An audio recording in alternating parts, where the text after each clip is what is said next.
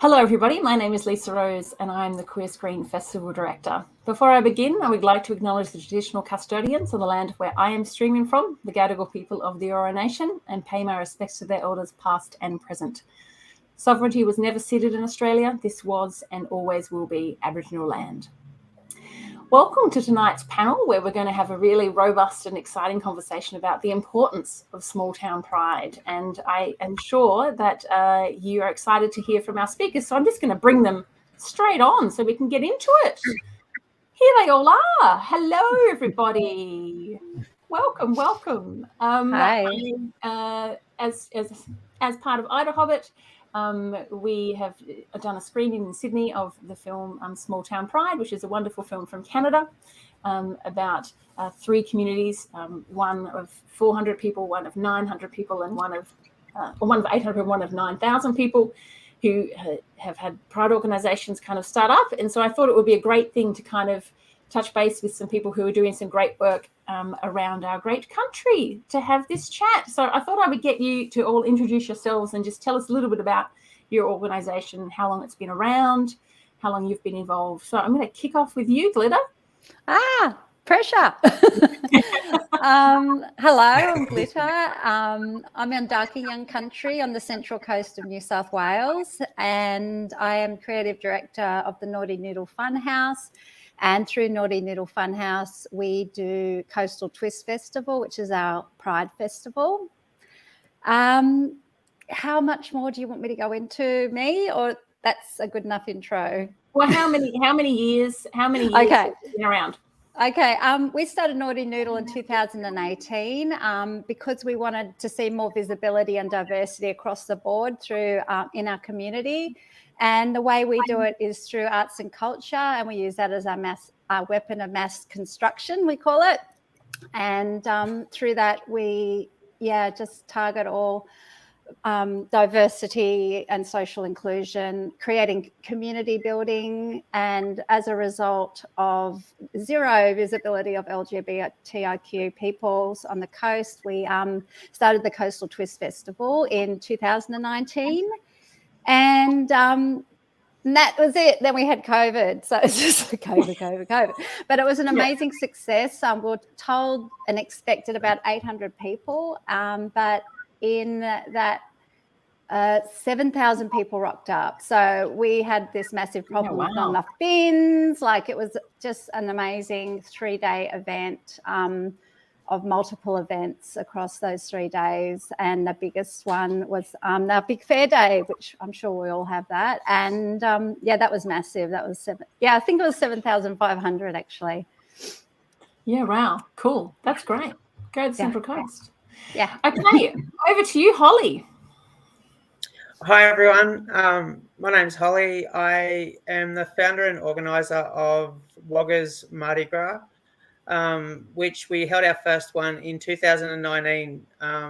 It was an amazing success. Being a country town, we didn't know what to expect from the community. And to my absolute delight, we had around 15,000 people line the streets to watch the parade. In the parade for the first year, we had, I think it was about 17 floats, 800 or 900 people in the parade. It was an amazing first event. And then back in the gardens for our after party straight after the parade, we had probably 8,000 people in there, enjoying DJ, dancing, food, drinks, and just great company. It was an amazing night. And unfortunately, the day before our event in 2020, just as COVID came in, we were cancelled literally 18 hours before our event was supposed to take place. And at that stage, we had 30-something floats registered. So the momentum that it had gained from that first year was amazing for a country community. So we had we had 2 cancellations, 2020 and 21. This year we were really lucky. I think I've disappeared. But this year we were really lucky to Oh, good. This year we were really lucky to be able to hold our event, which saw around 47 floats in the parade. So again, it had increased from the 2020 registrations. And we had around 15,000 people again line the streets, and another eight or 9,000 people in the Memorial Gardens. And, you know, we've decided to branch that out over a whole week for 2023. So, look, there's exciting things in the future for Wagga Mardi Gras. And, you know, that's pretty much my story. I'm a transgender woman. You know, I am an athlete as well, which at the moment is, you know, a pretty terrible time to be a transgender athlete. So, yeah, that's my story, I guess. Now Yeah, I'm well, going to try and get my picture up. I'm not sure what's happening to you. I don't know either, but we can still hear you. You're saying lovely things. And finally, over to you, Tiger. So I'm Tiger Bird, I'm a committee member, and I do all the web and graphic design side of Albany Pride. I've been involved actually since the marriage referendum. The day we got the yes vote, I rocked up to a party, and then from there got involved. Albany Pride's been going since 2011, which is, you know, pretty big milestone, and it started off so small, and we've had a Pride Festival every year since 2016, 17, one of those two. And yeah, it's grown bigger and bigger, and it's been amazing. It's yeah, don't know what more to say about Albany Pride other than I think we're pretty awesome. I'm very proud of my organisation. Yeah, that's fabulous. And so obviously we've got 3 organisations here, 2 who had kind of formed around the same time, like just before we went into a very strange couple of years with the pandemic, and one that obviously has been around a bit longer. So I'd really like to sort of know about like what sort of things have really kind of surprised you about what you've done, like what you went in, you know, creating these events and doing these things. Like what has kind of really surprised you about the reception that you've received? Obviously, Glitter, you previously mentioned the numbers of people surprised you and not having enough bins. But there are other things that have kind of like, because obviously, particularly with Central Coast and Wagga Wagga, it was around the time of the plebiscite, which obviously was a really difficult time for our community. So I'm just wondering, like, if there were things that kind of caught you by surprise. Yeah, there's been a few things on either side of the spectrum of surprise. And one of them is the actual opposition to anything LGBTIQ. It's very small, though, very loud opposition. But that said, on the other side of that, the amazing community support of all people coming and rocking up and supporting our festival. Like it was so many allies and so many women from the community bringing their kids to go to drag story time, and just that they wanted to be there and show their kids what diversity is, and this is what society, and this is what is normal, you know? Yeah. So that was really surprising to me, especially coming from Sydney 10 years ago. And it, you know, like you're all ghettoized and you're all, you know, like it doesn't seem that broad, but in a small community, everyone kind of gets on board and gets, you know, they want to see this change too. So that was really beautiful and surprising, and drowned out all the haters. No, that's good. That's good. Holly, I was just asking if there was anything in particular that have kind of surprised you through the whole process of organising this. Oh, everyone's dropping off like flies and coming back. Tigers are gone now. Hopefully they'll be back. But obviously, if there's anything in particular that might have surprised you about the process of creating this event, and whether it's a good surprise or a bad surprise. Absolutely. There was, look, I really can't think of any negative things that have come out of it.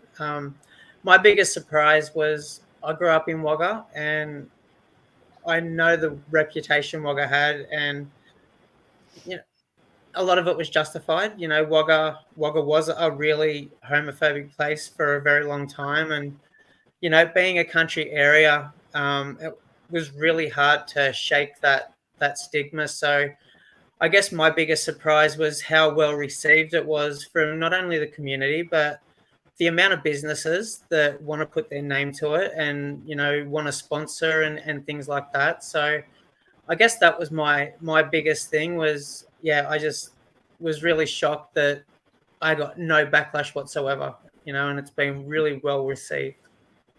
Yeah, that's great. That's great.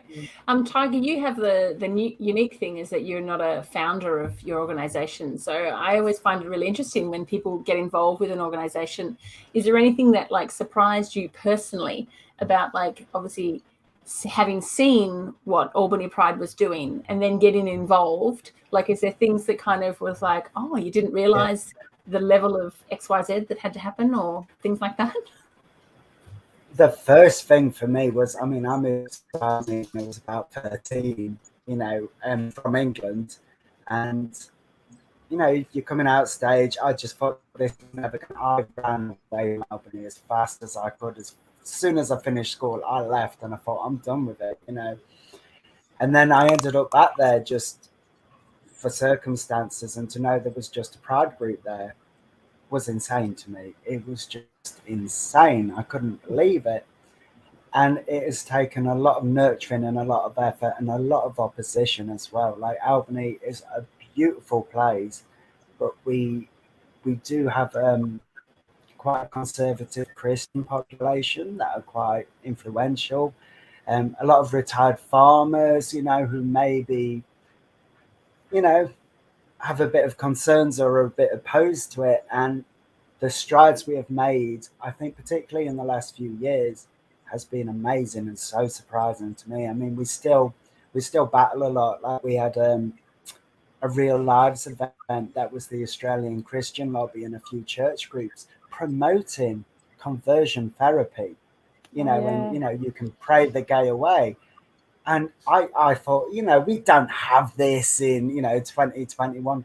And we do, you know, and they came to Albany and just because we found out a bit earlier about it, you know, we kicked up a bit of a shitstorm, to be quite honest.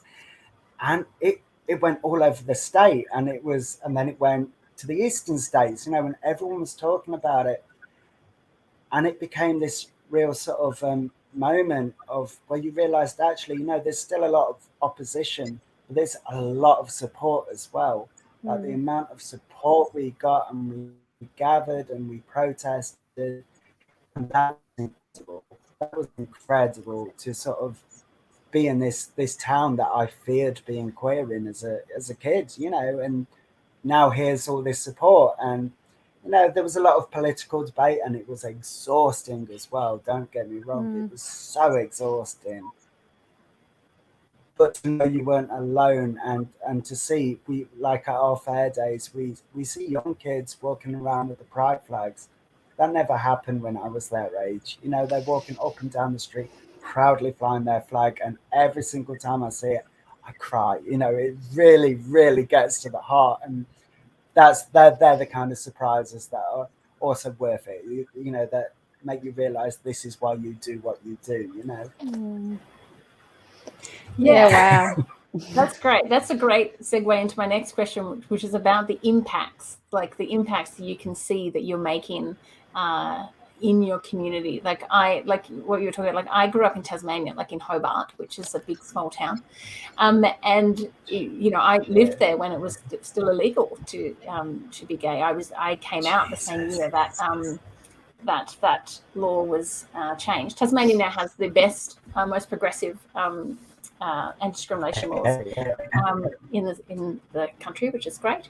But yeah, so I just wanted to talk about like what sort of impacts that you're seeing, like if you have any like personal anecdotes of things that you've experienced. And I'm like from the film festival, one of my favorite ones that I have is that we showed a film a few years ago that was about I think it was a Japanese mother and a son, and it was the the partner had died, and it was like they had to spend time together when they'd never known each other, like the partner and this. We got a letter from someone who said that after watching that film, and that they went home and came out to their mum, something that they had never intended on doing. They thought they would never do it. And it's one of those things where you're just like, oh, that's why we have to do these things. And so do you have any sort of examples of things where you feel like this is why I spend all of my time and energy doing these type of things? Have you got an hour? Look, there's so many levels. It's huge, it's massive, and there's little things like absolutely, like, Tiger Bird was saying, political things, and like we've been kicked around like a political football a lot, and totally attacked politically and used, and I find that really full on. But anyway, we're just trying to do arts and culture here. But just little things like, first when we first started and trying to get all these businesses on board, and a lot of them were on board, but then there was a few really key players in the community, and I'm not really into that, they're all like that. But eventually just keeping showing up, and including them in the conversation, they ended up turning around and being one of our major supporters, and those sort of connections on that level is really priceless. But then to the other level, when you're just having like the latest, like we've got one of the highest levels of youth suicide in Australia. It's ridiculous. Actually, we've got all the wrong figures in our area, like domestic violence anyway. And and after the last youth suicide, we've been trying to engage the police and trying to engage community, like, hey, can we, try and sort of push something through here with the kids? We really need to. But after the last youth suicide, basically the police came to us and they said, look, okay, what do we need to do to change the culture here? This is, and then there's even little things like, changing the language in the library, little things like, changing language. And even now the newspaper uses the word queer, when there was an article like years ago saying non-heterosexuals are welcome here, so language shifting and changing. So there's so many levels and so much it's I'll stop now because I'll just keep going. No, it's all good. I guess for me, one of the a really small but really, really, really significant thing was after the night after the same night, of the first Mardi Gras we held here. We were back at one of our sponsors, the Q Bar here in Wagga, for the after party, and a young boy or young man, I think he was about 18 or 19 years old, come up to me and he goes, look, I've been wanting to have a chat to you, all day. You've been really busy, rah. He said, I just wanted to tell you, and I get a little choked up when I tell this story, just because of, it really does cement why I do the event. And he said, because Wagga was doing this, he came out of the closet that day. Wow. So it was I get really emotional. I'm a bit of a sook, but it was just really emotional that he felt safe because of the event. And that's what it's about. You know what I mean? Yeah, absolutely. And that's why we do it. It's to create a safe environment for our community. So yeah. Do you have anything to add to that, Tiger? One of the big things we had, it kind of shook us all, because a lot of us are from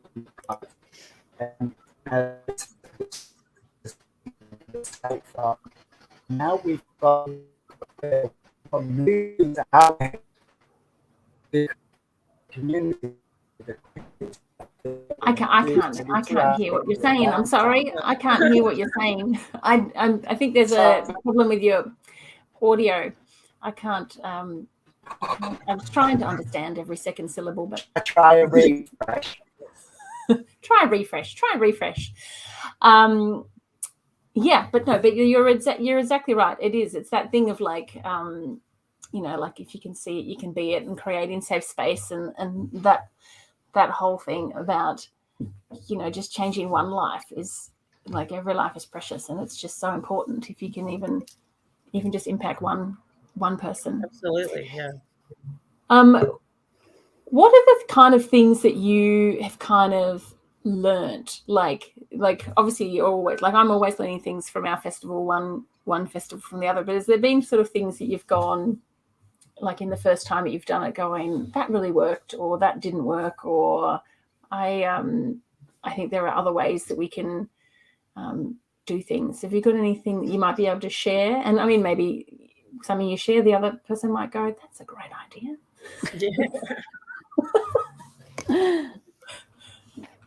Who wants to kick off? I'll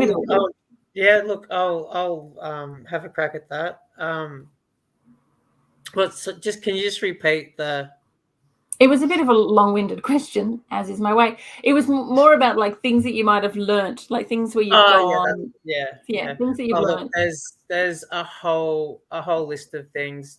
Being that I'd never organised an event before. It was my first ever go at doing anything like that. I kind of just jumped in the deep end, and I've learned a lot of things. There was a lot of things that I could have done a lot better from the first event. Like, for example, I didn't organise to have any kind of music.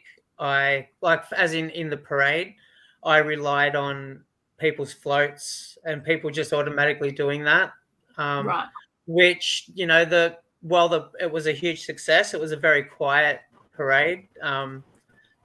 Every maybe sixth or seventh float had music. So that was one thing that I really did learn. And just management, the first year I didn't have enough bins and I didn't have enough toilets, and there were so many things that I didn't have my head fully around, being inexperienced, I guess, as far as event organizing goes. But I learned from that, and each year. So while that has only been 2 Mardi Gras, I've actually organized 4.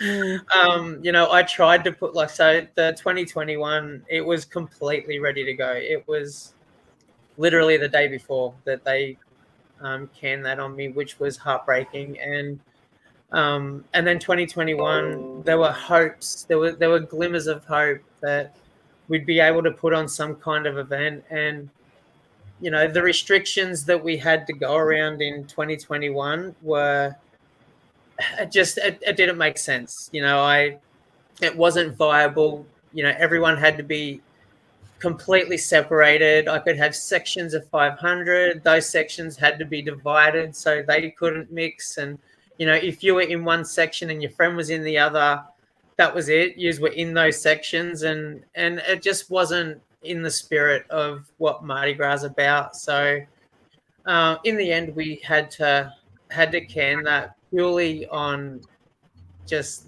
logistics and things like that. So yeah, it was really exciting that in 2022 we were able to have it again. And when is Wagga Wagga Mardi Gras? What time is it? Okay, so it's the second week of March every year. We have an amazing website and Facebook page and Instagram, so you can look those up. The best thing about Mardi Gras going forward from now is, up until, well, I guess right now, I'd organised it by myself. So I was basically the sole organizer of the event. And that's crazy. That's crazy. How did you do that? to be honest, there were a few low moments as far as my exhaustion, my mental health, especially after the 2020 cancellation. I'd put in so much into 2020, doing things different to 21. I'd brought international guests over from America. So we had Aja from RuPaul's Drag Race over, and Shiloh, who's a rapper from over in the States. And look, I put a lot into that, and yeah, it kind of burnt me out. So I've decided to put together a committee. So we now have a Wagga Mardi Gras committee with 7 people in it. So yeah, going forward, the event's going to be so much better. But yeah, it was definitely trying to do it all by myself. Oh, that's crazy. That's a Like, good we had a question. really small team on our first one, and it was Yeah. mainly 2 of us, you know, producing the whole festival. And then we had all these amazing volunteers. But I think one of the things I've learnt now is I don't think I can do that way anymore either. And yeah, we need to somehow, you know, we definitely need a bigger team, and we're Absolutely. onboarding people now too. Yeah, it's just so much to take on. It's like such a passion job, isn't it? Well, and it really helps with the building of it too. Like, if you've got more people organising it, you can put more things on, which is why, you know, we're having a 7-day festival this year. So there'll be an event on the Monday, an event on the Tuesday, Wednesday, Thursday, all the way through to our recovery rainbow markets on the Sunday. So yeah, check out the website. It'll be really good. And second weekend of March every year. It's funny you say that about the restructuring and doing all that. We've had the same thing at Albany Pride. Like, we just had our festival in end of February, and the burnout was so intense because it grows and it grows, and you don't actually realize how much it grows until, you know, it's happening, and then afterwards you're just like, you know, how did we do this? So we're currently undergoing this sort of like a restructuring of how we approach this, because, you know, this has gone so far now that it isn't just a sort of like a town event. You know, we've got people coming from all over the state and a few interstate as well, you know, like, so how do we do this now? It's a tourist event, and of course, funding, you need a lot of funding. It's really hard to do when you don't have that, you know. So it's difficult because you can be a victim of your own success, I guess. Yeah, feeling that now too. Yeah. Heavy. So at Albany Pride, so what sort of events do? You do a Pride March? Do you do other things as we well? don't have a Pride March, funnily enough. Right. It's the one thing we don't do, because we used to have it in December, and there was a Christmas pageant in the city, and we just march on that and get all the abuse and think, well, we've done our bit, you know. So we've never had the march, but we do a lot of things. Drag bingo is always really, really popular. That's always a seller, especially with straight women. They're great for supporting their organisation. Oh, God, they love it.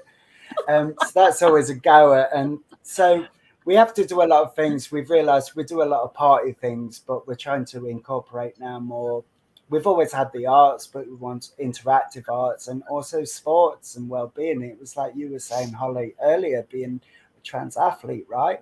You know, that shit is so, sorry, I do swear a bit, but, you know, that's such a political minefield at the moment that we really feel we've got to have a nice, supportive place to do this. And Perth's very lucky. We have to import all our Pride teams from Perth down to Albany, but they've been so supportive. So we want to do a lot more about that and promote inclusion in sports, because it's really important. And when you look at our statistics, we suffer with our mental health and our physical health. You know, we've got to get on top of this. So that's our next direction, I think, with Albany Pride, and inclusivity. And, you know, that's really important too. And, you know, there's no point in Pride if it's not inclusive, because we're all queer together, you know. And it's not easy because, again, the funding's not there. You've got to do it out of your own pocket. It's difficult. Yeah, but it's so important. So you all deserve medals, as Bowden said. They're not going to be made out of gold, though, most likely, I would say. No. If they were, you could melt it down and then use it as funding. Exactly. Which would be good. I had a question for Holly, will Wagga Mardi Gras coincide with World Pride in 2023? So Sydney is hosting World Pride, are you planning to do things in relation to that at all? Is anyone planning on getting involved? So what we're going to try to plan to do is we had a meeting to see with our new committee to see if we were gonna, because Global Pride this year is the last weekend of February, I believe, in which Sydney is moving theirs back to the last weekend of February as well. I also believe to coincide with Global Pride.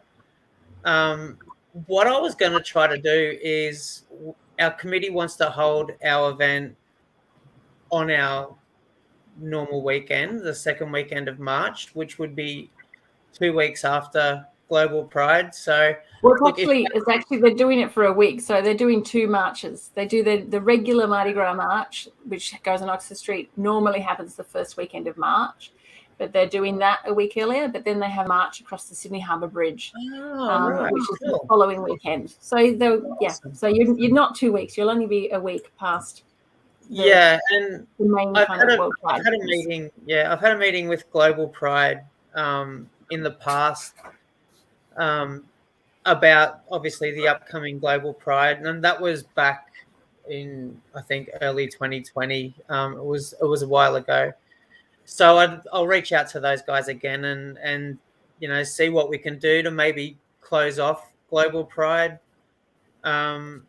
over here. So I don't know. There's a lot of things that we can do, and we've got a next committee meeting next week. So there's lots to discuss. We're also actually holding, as I think it's Wear It Purple Day on August 27, I think, one of those. And we're actually going to hold a youth event. We're calling it the Mini Gras,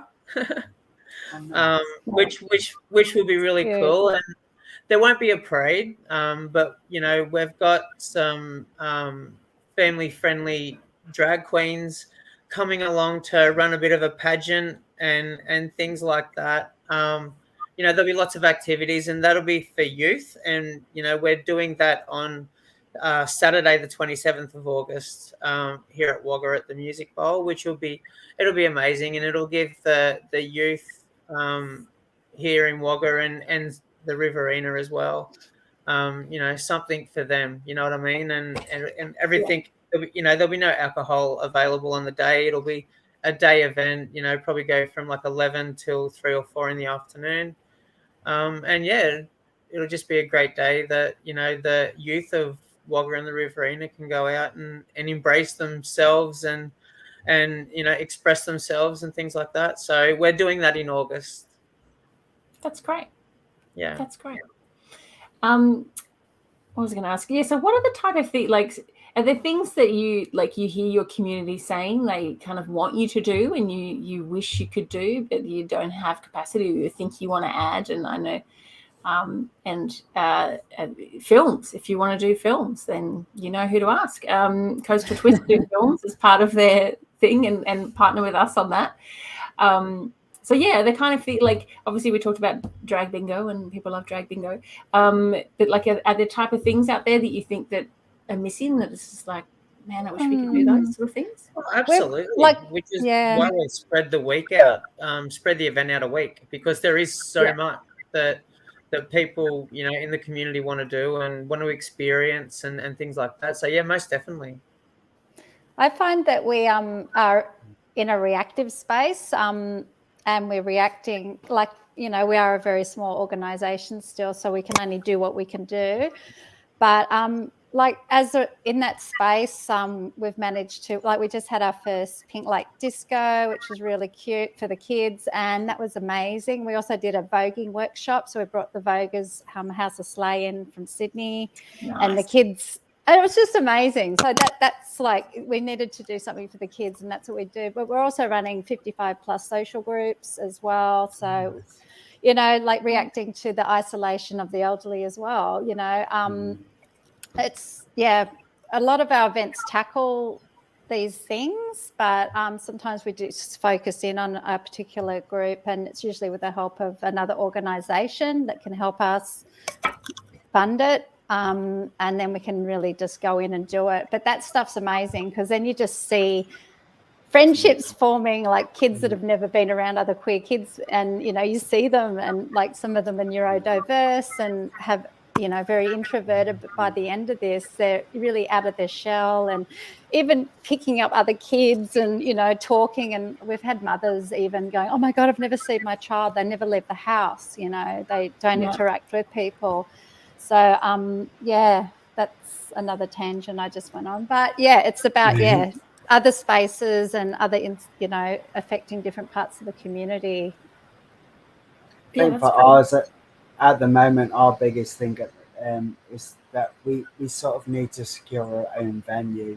We've been very lucky in that we've grown. So we have a youth group. We've got a sort of P flag and a Rainbow Families group, and we've just started a trans and gender diverse group as well. You know, so we're trying to do all these things, but venues can be really tricky. So we do have a regular sort of queer night at the end of last Friday of every month, but it's outgrown the venue we had. We can't have it there anymore because there's too many people and the venue's too small, and you have to be really sensitive that, you know, not everyone feels safe going to these bigger venues we could have it at, and they're not always supportive in a way that's meaningful.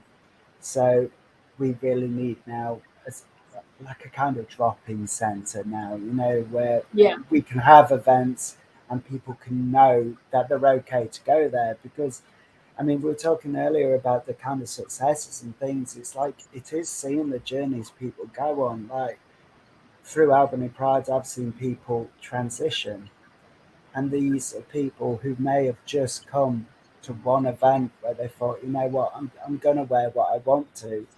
And now 4 years later, you know, they've transitioned and they're happy, and, you know, people coming out the closet. So it's really important to foster that. And you need a venue to do that, because, you know, we've all experienced it. That sort of really intense anxiety when you go somewhere and you want to have fun and you want to feel good, but, you know, you don't know how everyone else in that venue is going to react to you. And that's where we're at the moment. Yeah, for sure. And that's the thing that you know, we deal with as well as a film festival, is that, you know, we often hear about people who, you know, because some people just don't enjoy going to the cinema by themselves, and you know, they may not have any other queer people in their life that they can take to a film festival. So it is that thing of trying to create an environment where it is welcoming for them to just be able to come by themselves and things like that. And it's a challenge. And it is also that, you know, the resource thing of like, we like to partner with a lot of community organizations to try and get the word out about what we do, and like particular films that might have particular themes and things like that. But it is a challenge to, you know, give people that confidence to come. And that's been a slight silver lining to the pandemic, and the fact that we've been able to offer some of our stuff online, which it has been good. It means that we're tapping into people all over the country now, in the outback and in regional centres and everywhere, which is fabulous, which is a very very good thing. I wanted to ask, what was it? Now I went on a massive tangent talking about myself, but I've completely forgotten what I was going to ask.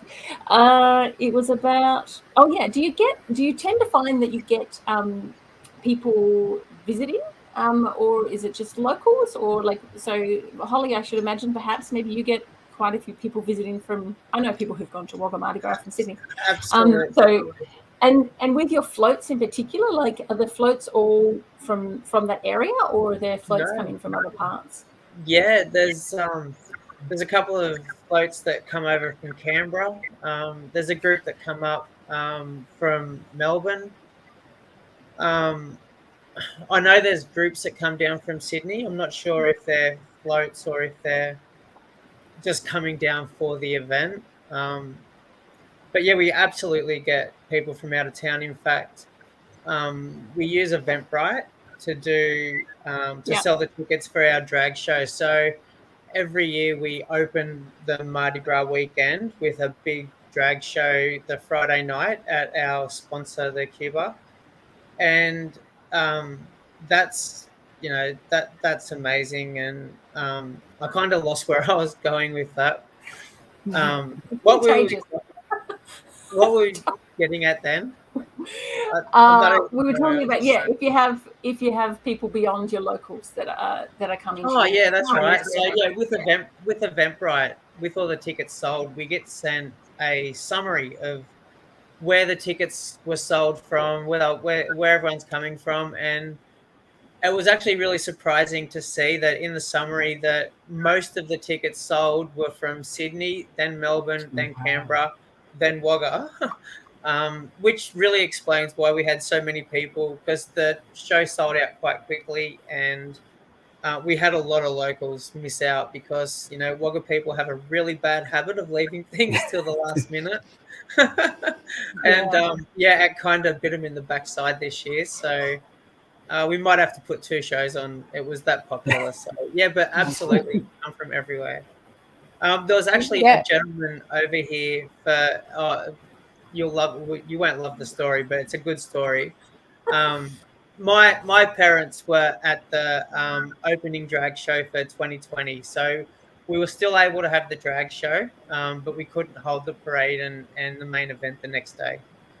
At the drag show, my parents actually got talking, as they do to everybody, and met a gentleman who had flown over from Germany, and he had friends in Sydney, so he came over and was staying with his friends in Sydney, and they were like, "We've got to go down to this."